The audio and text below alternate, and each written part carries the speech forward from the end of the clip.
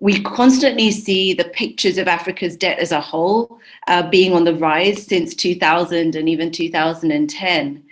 If you switch that to look at debt as a percentage of GDP and go a bit further, you will see that there was a huge peak in debt levels as a percentage of GDP in the 80s and 90s.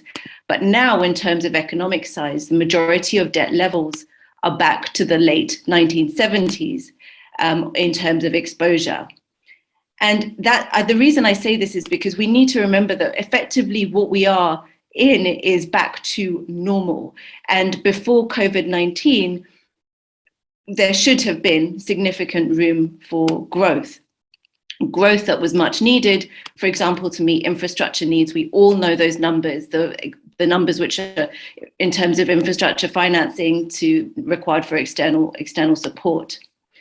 But it brings me to one similarity and one big difference between the late 1970s and now, and this is where I'm going to bring China in.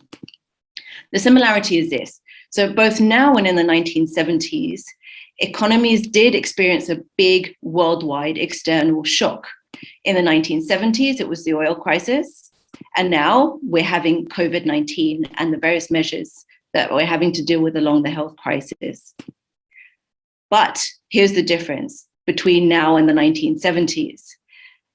The composition of debt. There is a much broader range of creditors now in comparison to the 1970s, and in particular private sector, which our colleague from UNECA has been discussing, and China. And across the continent, we should also remember, and our dear moderator shared this with us, that the amounts from China and the impact of the amounts from China really differ widely. Look at Cabo Verde. 2% of total bilateral debt is owed to China. Then you go to Angola, yes, with natural resources, we can discuss whether that's a good or a bad thing, has 80% of its bilateral debt to China. Even Zambia, who we think has a lot of debt from China, multilateral finance is about the same amount of China as China, private sector just about the same amount as China. So their composition really, really differs depending on the country's ability to borrow and China's openness as well to new models and different risk analysis than others do. And again, I will come back to this shortly. And that's the reason why China and the private sector are big creditors is not just because of them. It's also because bilateral donors have reduced their overall spending, especially in comparison to the GDP of African countries and borrowing countries. And they also have consolidated their finance to focus on specific countries. And then you also have, in terms of the private sector, you have low credit ratings, which do restrict access to private sector finance for many countries. So China is effectively filling a gap in many countries. And we have this idea that the World Bank is, all the multilateral development banks, provide finance for infrastructure. Well, on our continent, it's really the African Development Bank, which has fulfilled that role most importantly since the 2000s. The World Bank hasn't financed, for example, a newly built rail project since 2002.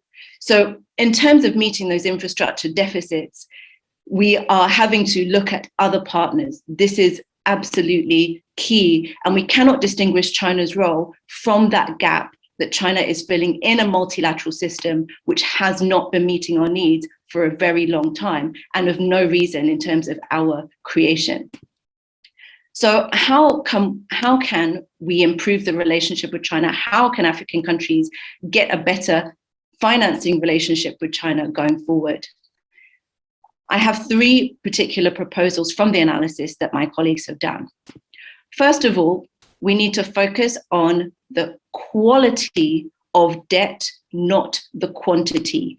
There is far too much a focus on the quantity. We need to look at the quality.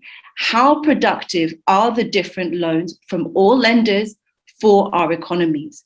How much, for example, are they supporting women as a key question?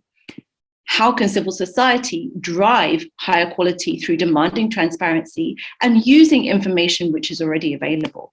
And definitely a starting point will be agreeing on what civil society sees as high quality. Is it recurrent expenditure? Is it recurrent expenditure? And how does that link to social spending? Is it expenditure on infrastructure? Which of these are best? We really need a very strong focus on that quality question, and that will also support our negotiations and work with China going forwards. Second of all, we need to question the aspects of the international system which are not meeting African needs. We've already talked a little bit about the SDRs, too few going to African economies. My firm was the first to point that out. But where, for example, does this 60% debt to GDP threshold come from that we always use in terms of determining debt sustainability? And that is also used by private credit ratings agencies, which again, we were talking about earlier. Where does the evidence for the 60% come from? Is it based on African economies? Is it based on growing economies? That it's not like we have looked into it and it isn't. I'll say that's a quick disclaimer. It's not based on our economies. So let's not forget that the entirety of African debt is also very small in comparison to the rest of the world. It's equivalent to debt of an emerging economy. So how can this really be creating a crisis for any creditor? So I think we have to really focus on reforming the system. We need to look into these outcomes and really understand so that the system is actually working for African countries, so that we're not overly reliant, for example, on a creditor like China, which doesn't use these types of risk analysis, uses a completely different way, so that we can spread our own risk as borrowers and into different types of financing available, which can really help our economies. And then the third proposal, last but not least, is that we do need to avoid what happened in the 80s and 90s. There is already a discussion about avoiding structural adjustment-like policies through new loans, which I think there'll be further discussion of that, which is great, really important that that is done. But that is not the only issue.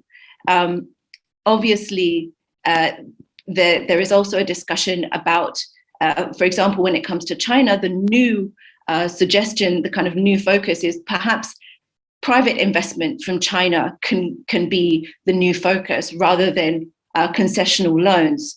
Well, private investment also comes with its challenges and goes towards some of the challenges that we faced with structural adjustment. So we need to be very, very careful about those arguments. I would also say the idea that countries, the other aspect in terms of avoiding what happened in the 80s and 90s, and again, it's been brought up a bit earlier, is the idea that countries must sit individually with all their creditors, putting pressure on them. This kind of debt restructuring framework is also highly problematic. There is no evidence, for example, that China has not given debt relief. A country like Zambia had more debt relief from China during the HIPC process than it did from individual countries like UK or US. So that's not a reason to just, be focusing on why China needs to be in the same room as all the other creditors. The key issue is, how do we have more coordination across borrowers alongside more accountability to citizens? How can the borrowers learn from each other to get better outcomes from their creditors? And again, this is the role of the African Union. How can the African Union convene those types of discussions? How can countries even pool their risk, pool their assets to get even more finance, like the Grameen Bank did for countries that couldn't get access to finance? These are things that China itself has also done, pooling finance from different provinces, trying to find new ways of getting access to finance. What role can African organizations like the African Monetary Fund, those protocols are there, what role can that play? How can the momentum around regional integration be garnered to make these happen? And again, just strengthen our basis as a negotiating bloc with our creditors, including China.